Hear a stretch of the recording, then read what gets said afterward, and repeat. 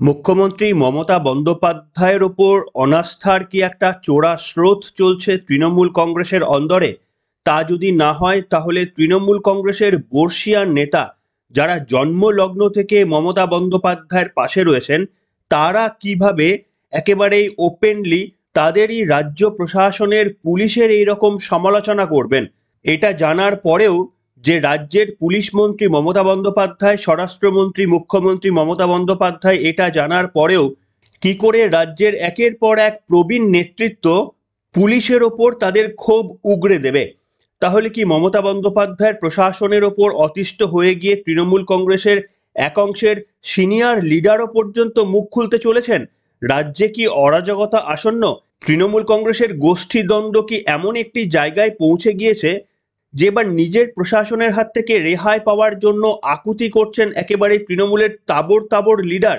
আজকে এই প্রশ্নের উত্তরগুলোই খোঁজার চেষ্টা করব। নমস্কার, welcome to simple as ABC. আপনাদের সকলকে স্বাগত জানিয়ে শুরু করছি অত্যন্ত গুরুত্বপূর্ণ একটি পর্ব। দেখুন, বিগত কয়েকদিন ধরে যেভাবে পুলিশের ওপর কার্যত অনাস্থা প্রকাশ করছে তৃণমূল কংগ্রেসের একের পর এক লিডার, দেখে বুঝতেই পারবেন না যে এই সমস্ত লিডাররা তারা শাসক দলের মধ্যেই রয়েছেন, প্রশাসনের মধ্যেই রয়েছেন। পুলিশকে পরিচালনা করার একটা দায় এবং দায়িত্ব এনাদের কাঁধেই ন্যস্ত রয়েছে, সেটা যেন দেখে বুঝতেই পারবেন না। হয়তো মনে হবে যে বিরোধী দলের তরফ থেকে এই অভিযোগগুলো করা হচ্ছে, পুলিশ প্রশাসনের ওপর অনাস্থা। এই যে অভিযোগগুলো এই যে অভিযোগগুলো আসছে, আপনাদের শুনলে মনে হবে যে এগুলো বিজেপি বা অন্যান্য বিরোধী দল বলছে। আদতে নয়। আপনাদের আগের পর্বেও শুনিয়েছি যে পুলিশের ভয়ে কাঁপছে তৃণমূল কংগ্রেস।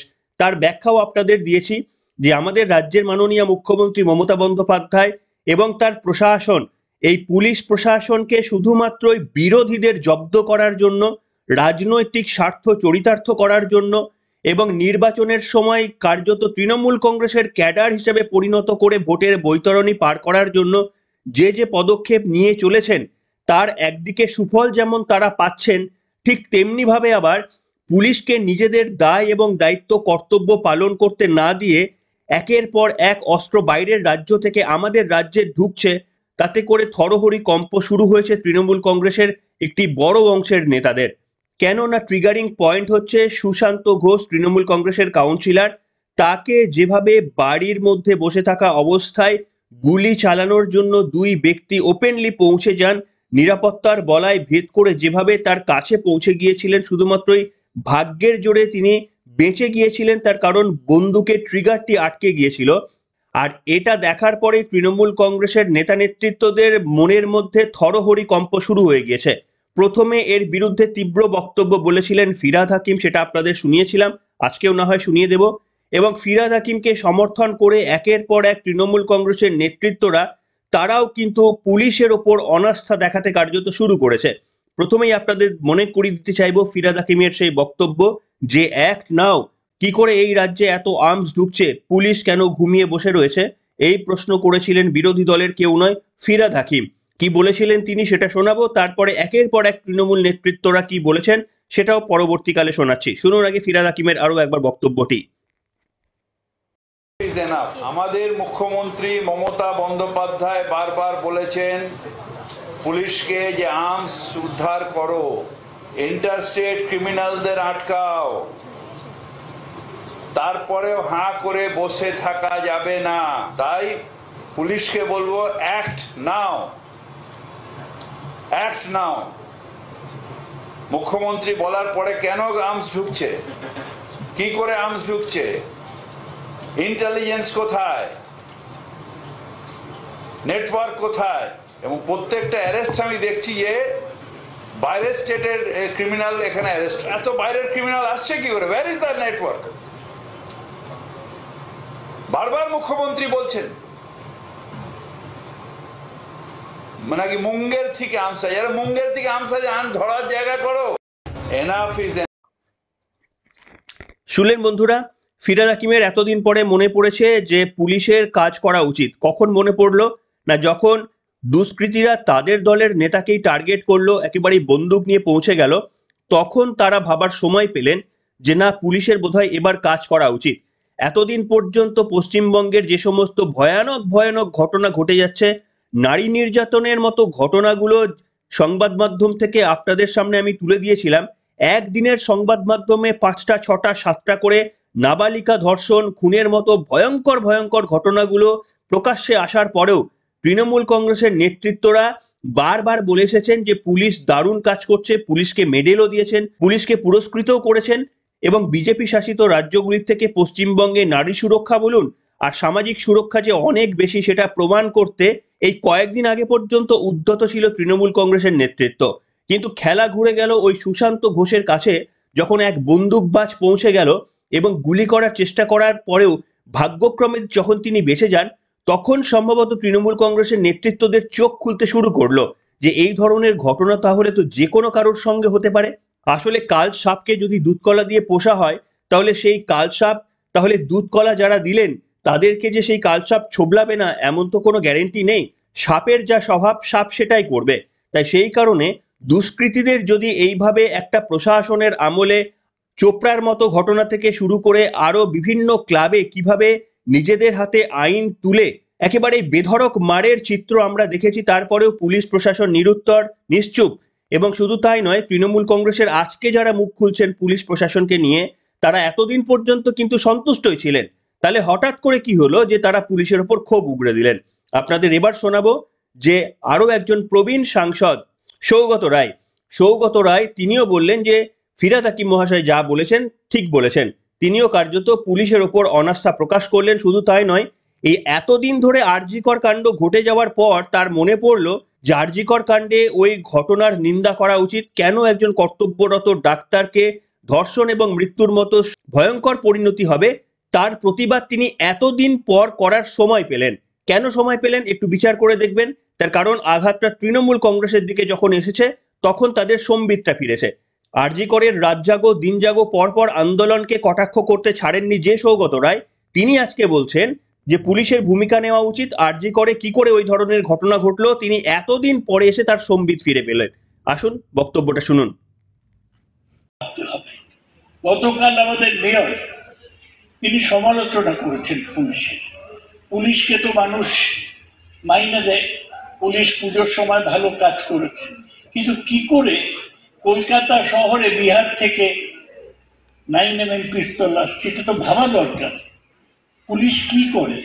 আমাদের যে বর্ডারগুলো আসে সেখানে দেখার কেউ লোক নেই আর পুলিশ কাউকে ধরতে পারে না, এটা আমাদের ভাবতে হবে। এই যে মেয়েটা, এই যে আরজি করের মেয়েটা 31 বছর বয়স, নৃশংসভাবে ধর্ষিতা হলো।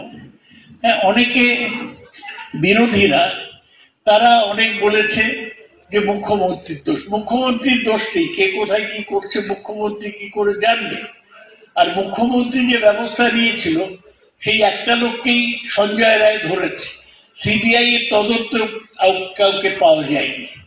সুতরাং দেখা যাচ্ছে যে অভিযোগটা হচ্ছিল সেটা অসত্য। সুপ্রিম কোর্ট অব্দি গেছে, সুপ্রিম কোর্ট কি করেছে? কিছুই করেনি এখন পর্যন্ত। আমরা ভাবি সুপ্রিম কোর্টের চেয়ে বড় আদালত তো নেই, আমরা ভাবি ওখানে গেলেই হবে, স্লোগান তুলে দিই। কিন্তু ব্যাপার হচ্ছে যে কি করে একটা হাসপাতালের মধ্যে একটা সিভিক পুলিশ সে 4 তলায় উঠে গেল, উঠে একটি মেয়েকে ডাক্তার তাকে ধর্ষণ করলো। এগুলো রাস্তা দখল করে হবে না। যারা করছিল বেশিরভাগই সিপিএম এর লোক, তারা ভাবছিল এতে পলিটিক্যাল লাভ হবে, তা নয়। আমাদের চিন্তা করার বিষয় সকলেরই, যেগুলো কি করে হয়, আমরা কেন আটকাতে পারি না? একটা মেয়ের ওপর কেন অত্যাচার হবে, এটা আমাদের সকলের ভাবা দরকার। শুনলেন বন্ধুরা, এটাকে কার্যত হাস্যকর বললেও কম বলা হয়। তার কারণ এরকম তো নয় যে পশ্চিমবঙ্গে হঠাৎ করেই পুলিশের এই নিষ্ক্রিয়তা শুরু হলো। রাজ্যে এত অশান্তি হয়ে যাওয়ার পর, বিশেষ করে নির্বাচনের সময় এতগুলো প্রাণ চলে যাওয়ার পরেও আমাদের এই সমস্ত বর্ষিয়ান সব নেতারা, যারা নাকি আমাদের সমাজকে নতুন উচ্চতায় পৌঁছে দেওয়ার অঙ্গীকারবদ্ধ, তারা মুখে রাটা পর্যন্ত কাটেনি। বরঞ্চ তারা বারবার বলে এসেছে কখনো সিপিএম এর আমলে এর থেকে বাজে হতো, কিংবা বিজেপি শাসিত রাজ্যে এর থেকে বাজে হয়, এরকম বলে প্রত্যেকটি ঘটনাকে কার্যত সমর্থন করারই বার্তা দিয়েছিলেন। এহেন সব নেতৃত্বদের রাতারাতি কি যে হয়ে গেল, পুলিশ প্রশাসনের ওপর সকলেই আঙুল তুলতে শুরু করলেন। তাহলে কি উল্টে মমতা বন্দ্যোপাধ্যায়ের দিকে কি তারা আঙুল তুলছেন? তার কারণ তারা তো এটুকু পরিষ্কারভাবেই জানেন যে পুলিশ মন্ত্রীর নাম মমতা বন্দ্যোপাধ্যায়। আজকে পুলিশ যদি ভালো কাজ করে তাহলে তার দায় এবং দায়িত্ব যেমন বর্তায় এই রাজ্য প্রশাসন, পুলিশ মন্ত্রী এবং মুখ্যমন্ত্রীর ওপর, ঠিক তেমনি ভাবে পুলিশ যদি খারাপ কাজ করে, পুলিশ যদি নিরাপত্তা দিতে না পারে, তার দায় এবং দায়বদ্ধতা কাকে নিতে হবে? নিশ্চিতভাবে পুলিশ মন্ত্রী, মুখ্যমন্ত্রী এবং গোটা প্রশাসনকে। তাহলে এই সমস্ত নেতৃত্বরা কাদের দিকে আঙুল তুলছেন? আঙুলটা তুলছেন তৃণমূলের দিকেই। যে কথা আমরা দীর্ঘদিন ধরে বলে থাকি যে পুলিশের এটা কাজ নয় কোন নির্বাচনে কোন প্রার্থী জয়ী হবে তার জন্য কি কি ব্যবস্থা করা, তৃণমূল কংগ্রেসের প্রার্থীদের কিভাবে জেতানো যায় তার ব্লুপ্রিন্ট তৈরি করা, অন্যান্য যে সমস্ত রাজনৈতিক দল রয়েছে বা তাদের প্রার্থীকে কোথায় কোথায় আটকে দেওয়া যায় এবং আরো যে সমস্ত প্ল্যান এবং প্রোগ্রাম করা, এটা পুলিশের কাজ নয়, এটা তৃণমূল কংগ্রেসের ক্যাডাররা করতে পারে।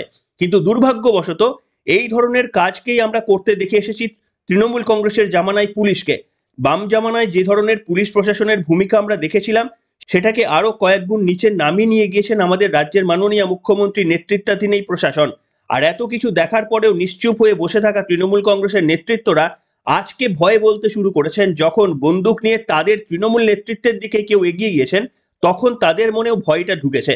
আজকে গোটা পশ্চিমবঙ্গের মানুষ যে ভয় নিয়ে প্রত্যেক দিন বাঁচছেন, প্রত্যেকটি মেয়ের বাবা যেভাবে আতঙ্কে থাকেন যে কোথায় কি হয়ে যায়, চকলেট দেওয়ার নাম করে কিংবা পুতুল দেওয়ার নাম করে যেভাবে একের পর এক ঘটনা ঘটে যাচ্ছে, তো সেই ঘটনাগুলো দেখেও এত অসংবেদনশীল মন্তব্য করেছেন একের পর এক তৃণমূল নেতৃত্ব। সেই তৃণমূল নেতৃত্ব যখনই তাদের দলের এক কর্মীর দিকে কেউ বন্দুক তুলে এগিয়ে গেল তখন তারা নাকি সচেতনতা ফিরে পেলেন যে এই ঘটনা তাহলে তো আমাদের সঙ্গেও ঘটতে পারে। তখন তারা পুলিশের ওপর এই ধরনের বক্তব্য রাখতে শুরু করলেন। বাহ, এই হচ্ছে সংবেদনশীলতার নমুনা। অসাধারণ রাজ্য এবং অসাধারণ রাজ্য পরিচালনা করছেন মাননীয় মুখ্যমন্ত্রী, মহিলা মুখ্যমন্ত্রী, এবং তাদের যোগ্য সঙ্গত করে এসেছেন প্রথম দিন থেকে এই ফিরহাদ হাকিম, সৌগত রায়ের মতো বর্ষিয়ান নেতারা। আজকে শুধুমাত্রই পুলিশের ওপর দোষ দিলে তো চলবে না। পুলিশ নিজে নিজে কোনো কাজ করতে পারে না। আর পুলিশ যদি কোনো ভুল কাজ করে তাহলে সেই পানিশমেন্ট বা পুলিশকে শুধরে দেওয়ার বা পুলিশকে পানিশমেন্ট পোস্টিং দেওয়ার অনেক এখতিয়ার বা হাতিয়ার রয়েছে প্রশাসনিকভাবে রাজ্য প্রশাসনের। কই সেই কাজটা না করে এইভাবে স্টেজের মধ্যে ভাষণ দিয়ে জনপ্রিয়তা অর্জন করার আরো কি একটা নির্লজ্জ প্রয়াস করছেন বর্ষিয়ান নেতারা? তা যদি না হয়, যদি সত্যি সত্যি তারা মনে করেন পুলিশের ভূমিকা, আমরা যেমন প্রথম দিন থেকেই বলে আসছি যে পুলিশের ভূমিকা নিরপেক্ষ তো নয়, বরঞ্চ পুলিশের সঠিকভাবে ভূমিকা পালন হচ্ছে না, তাহলে এইভাবে স্টেজের ওপর মঞ্চের ওপর না বলে আপনারা মমতা বন্দ্যোপাধ্যায়ের কাছে ডেপুটেশন দিন। মমতা বন্দ্যোপাধ্যায়ের প্রশাসনকে বলুন মিটিং এর সময় যে ব্যবস্থা নিতে। মমতা বন্দ্যোপাধ্যায়কে এমন একটা জায়গায় নিয়ে আসুন যাতে করে তিনি এই ধরনের বেআইনি অস্ত্র আটকাতে সমর্থ হন। তার কারণ আপনাদের জীবনের দামটাও আমাদের কাছে ততটাই মূল্যবান যতটা মূল্যবান ওই পাড়ার প্রত্যেকটি মানুষের কাছে। তাই যেভাবে একের পর এক রাজ্যে ঘটনা ঘটে যাচ্ছে, সত্যি আপনাদের মতো আমরাও আতঙ্কিত। কিন্তু আমাদের এই হুঁশটা প্রথম দিন থেকে ছিল, আর আপনাদের হুঁশটা এতদিন পর ফিরলো। এত কিছু ঘটে যাওয়ার পর, সাধারণ মানুষ আক্রান্ত হওয়ার পরও আপনাদের কেউ টলাতে পারেনি। এতটাই অসংবেদনশীল আপনারা ছিলেন। কেন? আপনারা ভেবেছেন যে অন্যের বাড়ি জ্বলছে, আমার আর কি। যখন আগুনটা নিজেদের বাড়ির দিকে আসছে তখন বোধহয় আপনাদের সম্বিতটা ফিরে পেলেন। যাই হোক, দেরি হলেও সম্বিত যদি ফিরে আসে সেটাও ভালো। কিন্তু আমাকে যদি জিজ্ঞাসা করেন, আমি একেবারেই বিশ্বাস করি না। এনারা শুধুমাত্রই এই সংবাদে ভেসে থাকার জন্য, নিজেদের ভাবমূর্তি স্বচ্ছ করার জন্য এই ধরনের বার্তা দিচ্ছেন। তা যদি না হয় তাহলে এইভাবে ওপেন স্টেজের মধ্যে না বলে যদি মমতা বন্দ্যোপাধ্যায়কে চিঠি লিখে বলতেন তাহলে সেটা অনেক বেশি পাওয়ারফুল হতো এবং সেটা অনেক বেশি অ্যাক্টিভ হতো। এবার আপনাদের শোনাবো যে সব থেকে হাসির কথা কি জানেন? রাজ্যের মাননীয় মুখ্যমন্ত্রী, যিনি স্বয়ং নিজে পুলিশ মন্ত্রী, তিনি পর্যন্ত পুলিশের কাজে সন্তুষ্ট নয়। কেন এ কথা বলছি? গতদিনে বিরোধী দলনেতা তার এক্স হ্যান্ডেলে একটি পোস্ট করেছিলেন এবং সেই পোস্টে রাজ্যের মাননীয় মুখ্যমন্ত্রী মমতা বন্দ্যোপাধ্যায়ের একটি ভিডিও পোস্ট করেছিলেন এবং পোস্ট করে তিনি লিখেছিলেন, প্রশ্ন করেছিলেন যে স্বয়ং মুখ্যমন্ত্রী, স্বয়ং পুলিশ মন্ত্রী, তারই কি তার নিজের প্রশাসন বা পুলিশের ওপর আস্থা নেই? তিনিই কি পুলিশ প্রশাসনকে সন্দেহের চোখে দেখছে? বা পুলিশ যে অযোগ্য সেটা রাজ্যের মাননীয় মুখ্যমন্ত্রী তিনি নিজেই প্রমাণ করে দিলেন না? আসুন, সত্যি আপনাদের ভিডিওটা দেখলেই আপনারা বুঝতে পারবেন যে এটা একটা কমিউনাল ভায়োলেন্স নিয়ে একটা মন্তব্য করেছিলেন সপ্তাহ দুয়েক আগে রাজ্যের মাননীয় মুখ্যমন্ত্রী, সেটি শুভেন্দু অধিকারী পোস্ট করেছিলেন। এবং আপনারা জানেন গতদিনে বেলডাঙ্গায় একটি ভয়ানক ঘটনা ঘটে গিয়েছে। তো সেই ঘটনাকে কেন্দ্র করে শুভেন্দু অধিকারী এই পোস্টটি করে পরিষ্কারভাবে বলেছেন যে মুখ্যমন্ত্রী মমতা বন্দ্যোপাধ্যায়ের আগে থেকে জানা সত্ত্বেও কিন্তু পুলিশ প্রশাসন কোনো ব্যবস্থা নিতে পারেনি এবং মুখ্যমন্ত্রীকে বলতে শুনবেন যে পুলিশের দিকে সন্দেহের চোখে বা তারা ঠিক মতো কাজ করছেন না, কিভাবে কাজ করতে হয় সেটা তিনি নিজে শিখিয়ে দিচ্ছেন। কি বলেছেন মুখ্যমন্ত্রী শুনুন। কলকাতায় একটা কমিউনাল টেনশনের প্ল্যানিং চলছে অল ওভার দ্য স্টেট করবার জন্য। কোনো কোনো দুষ্টু লোক আছে, আমি এদের রাজনৈতিক নেতা বলতে চাই না, এদের মাথাটাই হচ্ছে, ওদের মাথায় হচ্ছে মরুভূমি, শুধু দুষ্টুমির প্ল্যান করে। সেই প্ল্যানটাকে ভেস্তে দিতে হবে। আইবি, এসটিএফ এবং পুলিশের যে সোর্স, তাকে খুব স্ট্রংলি কাজে লাগাতে হবে। এই যে কালকে সুযোগ নিয়ে হাওড়ায় ঝড় বৃষ্টির সময় একজনকে মার্ডার করে দিয়ে চলে গেল, এরা এই টাইমগুলো খোঁজে। সুতরাং এই টাইমগুলো ল অ্যান্ড অর্ডারটাকেও ভালো করে গুরুত্ব দিতে হবে। আর এটা আমি পারভিনকে বলবো ইমিডিয়েট অ্যারেস্ট করে, লোকটা তো মরে গেল, সে খারাপ কি ভালো আমার দেখার দরকার নেই, but as a human being এটা কেন ঘটবে ঘটনাটা? এইসব ঘটনা চোখে আঙুল দিয়ে দেখিয়ে দিচ্ছে যে তোমাদের আরো অ্যাক্টিভ হতে হবে। তুমি যখন একটা ব্যাপারে কনসেন্ট্রেট করছো, ওরা আর একটা ব্যাপারে সুযোগ নিচ্ছে। আমায় দেখতে হবে, আমি যখন কনসেন্ট্রেট করব, আমার ডান চোখটা থাকবে কনসেন্ট্রেশনে, আর বাঁ চোখটা থাকবে আদার অ্যাক্টিভিটির মধ্যে দিয়ে। পুলিশকে সবসময় বুদ্ধির সাথে কাজ করতে হবে। শুধু বিদ্যা থাকলে হয় না, মেধা থাকলে হয় না, সেটাকে প্রপারলি ইউটিলাইজ করতে হবে।